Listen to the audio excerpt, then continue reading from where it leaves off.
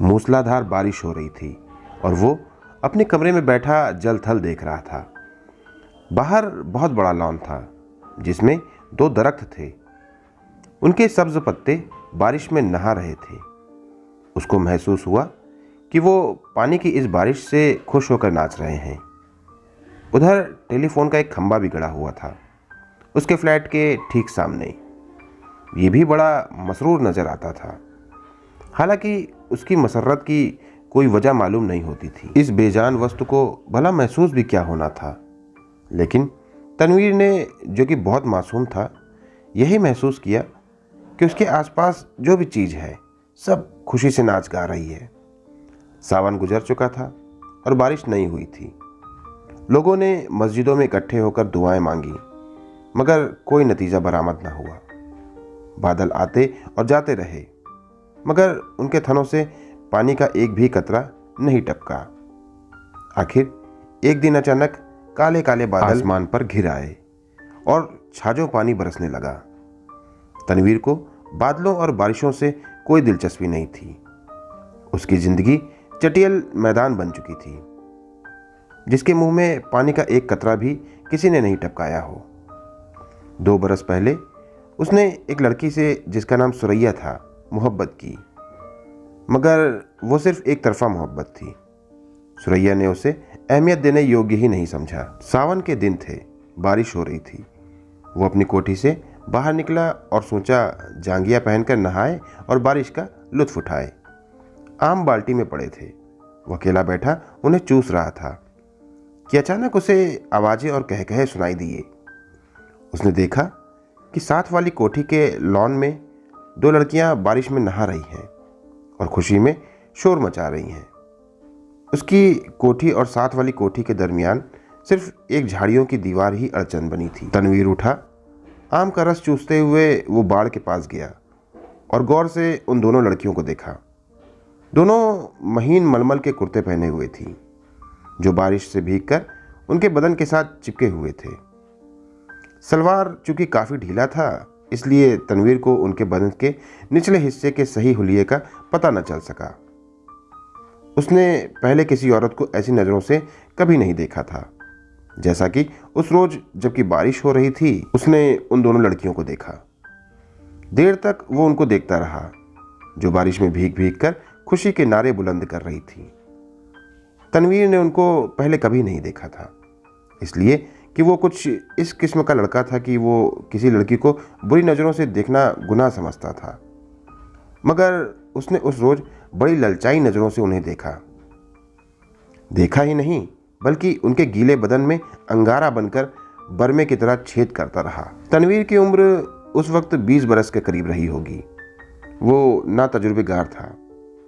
जिंदगी में उसने पहली मर्तबा जवान लड़कियों के शबाब को गीले मलमल में लिपटे देखा तो उसने यूं महसूस किया कि उसके खून में चिंगारियां दौड़ रही हैं।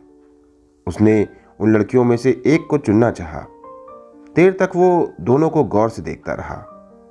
एक लड़की बड़ी शरीर की थी, दूसरी उससे कम। उसने सोचा बड़ी शरीर अच्छी रहेगी, जो उसको शरारतों का सबक दे सके। ये लड़की शरीर से खूबसूरत थी। उसके बदन की बनावट भी बहुत मुनासिब थी। बारिश में नहाती जलपरी मालूम होती थी। थोड़ी देर के लिए तनवीर शायर बन गया। उसने कभी इस तौर पर नहीं सोचा था, लेकिन उस लड़की ने, जिसका कुर्ता दूसरे के मुकाबले बहुत ज़्यादा महीन था, उसको ऐसे ऐसे शेर याद करा दिए जिनको अरसा पहले ही वो भूल चुका था। इसके अलावा रेडियो पर सुने हुए फिल्मी गानों की धुनें भी उसके कानों में गूंजने लगी और उसने बाड़ के पीछे से ये महसूस करना शुरू कर दिया कि वो अशोक कुमार है, दिलीप कुमार है। फिर उसे कामिनी कौशल और नलिनी जयवंत का ख्याल आया, मगर उसने जब उस लड़की की तरफ इस गरज से देखा कि उसमें कामिनी कौशल और नलिनी जयवंत की खूबियां नजर आ जाएं, तो उसने उन दोनों एक्ट्रेसों पर लानत भेजी, क्योंकि वो उनसे कहीं ज़्यादा हसीन थी। उसके मलमल के कुर्ते में जो शबाब था, उसका मुकाबला उसने सोचा कोई भी नहीं कर सकता। तनवीर ने आम चूसने बंद कर दिए और उस लड़की से, जिसका नाम प्रवीण था, इश्क लड़ाना शुरू कर दिया। शुरू में उसे बड़ी मुश्किलें पेश आईं, इसलिए कि उस लड़की तक पहुंचना तनवीर को आसान नहीं मालूम हो रहा था। फिर उसे अपने पिता का डर भी था। इसके अलावा उसे यह भी यकीन था कि वो उससे मुल्तफित होगी या नहीं। बहुत देर तक वो उन्हीं उलझनों में गिरफ्तार रहा। रातें जागता, झाड़ियों की पस्त कद झाड़ के पास जाता, मगर वो नजर नहीं आती। घंटों वहां खड़ा रहता और वो बारिश वाला मंजर जो उसने देखा था आंखें बंद करके जहन में दोहराता रहता। बहुत दिनों के बाद आखिर उसको एक रोज उससे मुलाकात का मौका मिल ही गया। वो अपने बाप की कार में घर के किसी काम की गरज से जा रहा था कि प्रवीण से उसकी मुठभेड़ हो गई। वो कार स्टार्ट कर चुका था कि साथ वाली कोठी से तनवीर के ख्वाबों की शहजादी निकली। उसने हाथ से इशारा किया कि वो मोटर रोक ले। तनवीर घबरा गया। हर आशिक ऐसे मौक़ों पर अक्सर घबराए ही जाया करते हैं। उसने मोटर कुछ ऐसे बेड़े अंदाज में रोकी कि उसको ज़बरदस्त धक्का लगा। उसका सर जोर से स्टीयरिंग व्हील के साथ जा टकराया, मगर उस वक्त वो शराब के नशे से ज़्यादा मखमूर था। उसको उसकी महबूबा ने खुद मुखातिब किया था। परवीन के होठों पर गहरे सुर्ख रंग की लिपस्टिक लगी हुई थी। उसने सुर्ख मुस्कुराहट से कहा, माफ़ फरमाइएगा, मैंने आपको तकलीफ़ दी। बारिश हो रही है, तांगा इस दूर दराज जगह मिलना बहुत मुश्किल है और मुझे एक ज़रूरी काम से जाना था। आप मेरे हमसाए हैं, इसलिए आपको ये जहमत दी। तनवीर ने कहा, जहमत का क्या सवाल पैदा होता है, मैं तो उसकी ज़बान लड़खड़ा गई। आपसे मेरा तारुफ तो नहीं, लेकिन आपको एक बार देखा था। परवीन अपनी सुर्ख मुस्कुराहटों के साथ कार में बैठ गई और तनवीर से पूछा, आपने मुझे कब देखा था? तनवीर ने जवाब दिया, आपकी कोठी के लॉन में, जब आप और आपके साथ एक और लड़की बारिश में नहा रही थी। परवीन ने अपने गहरे सुर्ख लबों में से चीखनुमा आवाज़ निकाली, हाय, आप देख रहे थे? ये गुस्ताखी मैंने जरूर की, इसके लिए माफ़ी चाहता हूँ। परवीन ने एक अदा के साथ उससे पूछा, आपने देखा क्या था? ये सवाल ऐसा था कि तनवीर उसका जवाब नहीं दे सकता था। आएँ बाएँ शाएँ करके रह गया। जी कुछ नहीं, बस आपको, मेरा मतलब है कि दो लड़कियां थीं जो बारिश में नहा रही थीं और खुश हो रही थीं।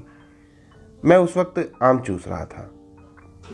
परवीन के गहरे सुर्ख लबों पर सुंदर सी मुस्कुराहट पैदा हुई। आप आम चूसते क्यों हैं?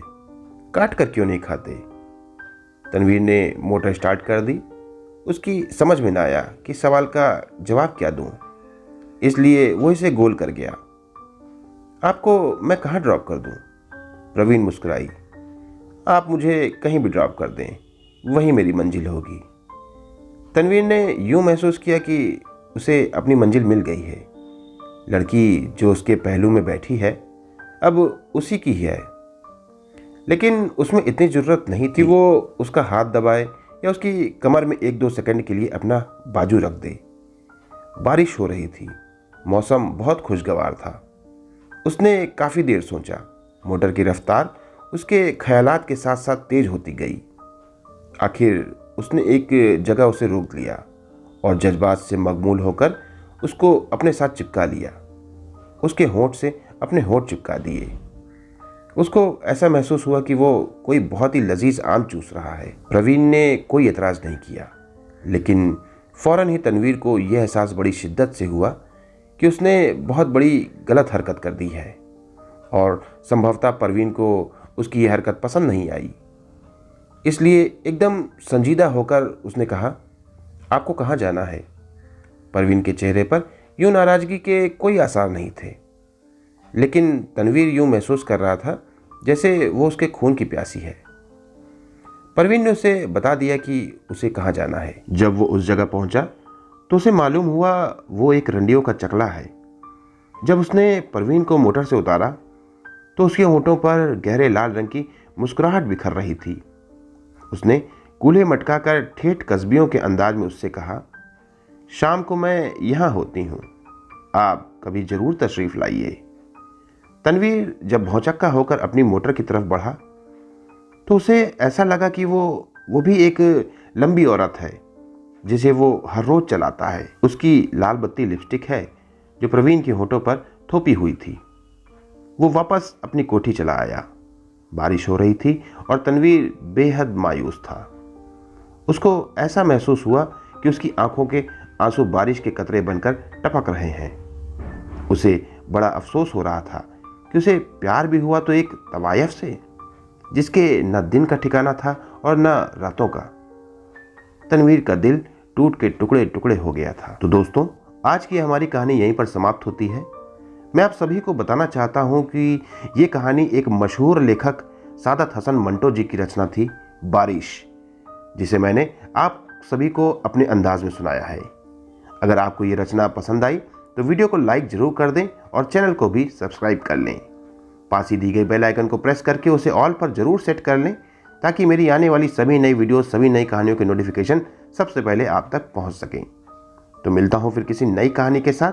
तब तक के लिए धन्यवाद।